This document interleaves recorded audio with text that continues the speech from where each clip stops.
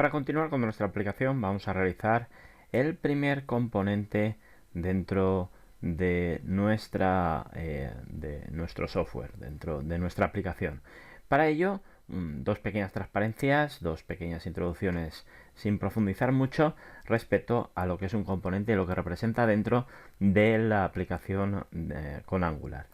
Como hemos dicho, una aplicación con Angular a grandes rasgos podríamos decir que es un conjunto de componentes y de servicios que se integran dentro de al menos un módulo, tal y como vimos, para crear esta aplicación. ¿Y qué es un componente? Un componente es el conjunto o la suma de tres grandes subconjuntos o tres grandes apartados. Uno de ellos es la vista, es decir, lo que denominamos el template, que será ese código HTML conjunto a una serie de elementos que va a interactuar con la parte de lógica. La lógica vendrá dada por la definición de una clase con sus propiedades y métodos que se va a comunicar con ese template, con esa vista.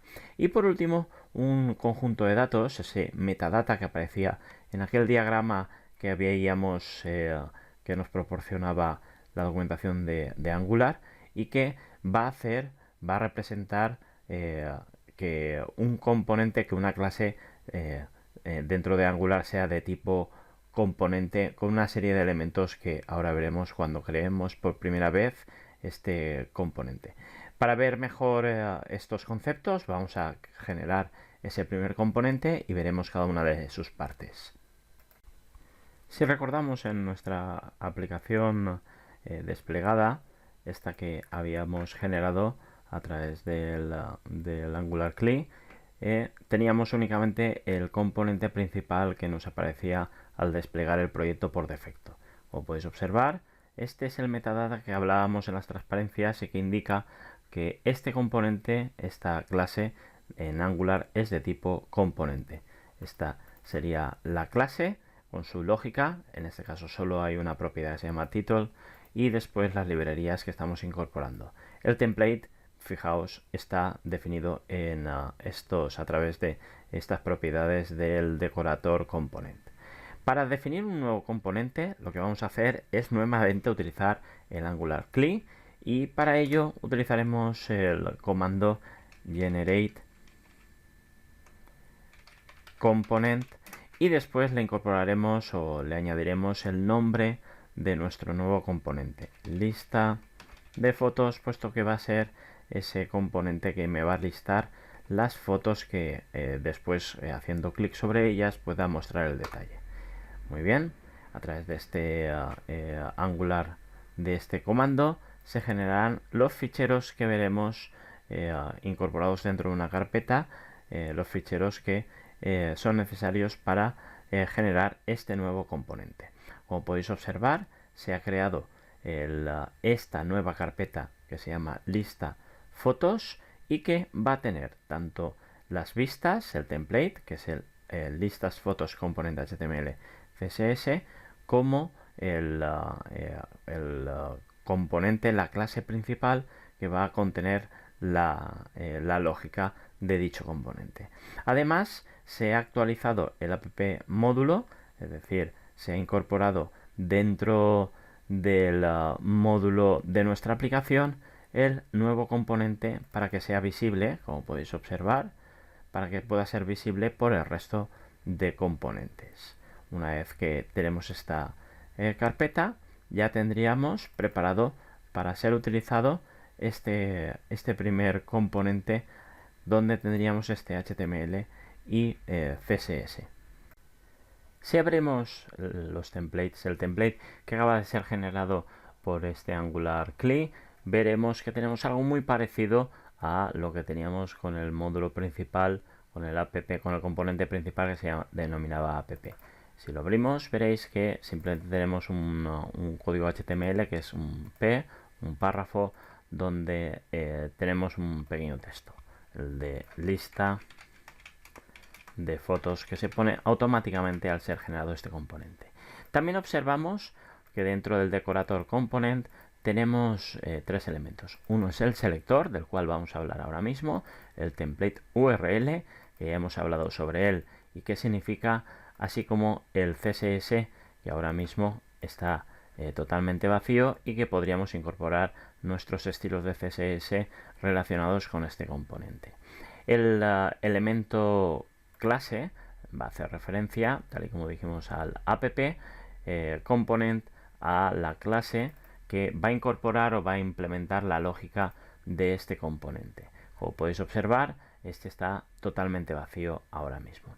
Sin embargo, vamos a hacer ahora hincapié en el selector app lista fotos. Si lanzamos nuestra aplicación, ng serve open,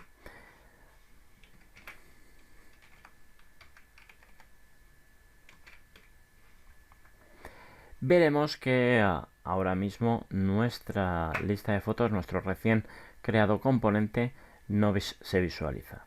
¿Esto a qué es debido? Bueno, pues es debido a que realmente no le hemos dicho en ningún momento dentro de esta componente principal. Vamos a verlo, que nuestro componente principal únicamente tiene este título y esta imagen, que ahora mismo ya vamos a comenzar a eliminar, puesto que ya no corresponde a un elemento válido dentro de nuestra aplicación. No se encuentra este lista fotos componente. Ahora, en el momento en el que se abra, comprobaremos que no aparece.